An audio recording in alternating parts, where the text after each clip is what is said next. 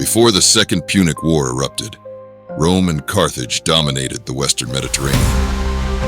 The two had clashed during the First Punic War, brutal 23-year conflict over control of Sicily.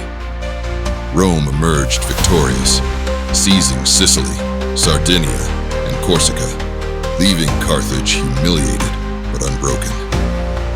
Carthage turned its gaze to Spain, rich with resources and strategic opportunities. There, under the leadership of Hannibal Barca and later his son-in-law Hasdrubal, Carthage rebuilt its power base. Hamilcar's son, Hannibal, grew up immersed in this world of revenge and ambition, reportedly swearing an oath as a child to be Rome's eternal enemy. The tension simmered for decades until it boiled over 218 BC. The spark, the city of Saguntum, a Roman ally in Spain, lay south of the Ebro River, the boundary set by a treaty between Rome and Carthage. When Hannibal attacked Saguntum, Rome demanded Carthage rein him in. Carthage refused. War was inevitable. Hannibal was no ordinary commander, and his plans for the war were nothing short of audacious. He wouldn't wait for Rome to come to him. Instead, he would bring the war to the Roman heartland in a campaign so daring that it would etch his name into the annals of history. Hannibal's strategy was breathtaking. He would march his army, including war elephants, over the Alps, a feat so audacious it seemed impossible. But Hannibal was not one for ordinary paths.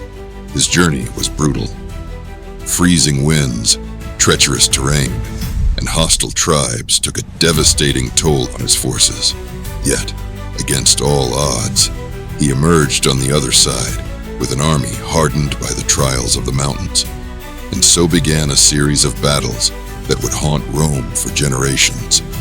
Hannibal's victories at the Trebia River, Lake Trasimene, and especially Cannae were masterpieces of military strategy. At Cannae, he annihilated a massive Roman force, surrounding and crushing them in one of the deadliest days Rome had ever known. Hannibal seemed unstoppable, a storm tearing through Italy. But Hannibal's brilliance wasn't enough. The Romans, battered but unbroken, adapted. They avoided direct confrontations and turned to a strategy of attrition, chipping away at Hannibal's resources and alliances. The turning point came when Rome took the fight to Carthage itself. Under the leadership of Scipio Africanus, Roman forces crossed into North Africa, forcing Hannibal to abandon Italy and defend his homeland. In 202 BC, at the Battle of Zama, the unthinkable happened.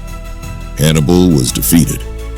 Scipio's tactical genius and Rome's relentless determination carried the day. Carthage surrendered, and Rome imposed harsh terms, stripping its rival of power and glory. The Second Punic War ended in 201 BC, cementing Rome's dominance in the Mediterranean. The war left Carthage weakened, but not destroyed. Rome had emerged as the dominant power in the Mediterranean, yet the seeds of future conflict were already sown. Over the next 50 years, Carthage would rebuild its economy and population, alarming Roman leaders who viewed its resurgence as a threat. In the next episode, we'll explore how this rising tension culminated in the Third Punic War, a brutal, final confrontation that would see Carthage utterly annihilated and Rome's dominance cemented for centuries.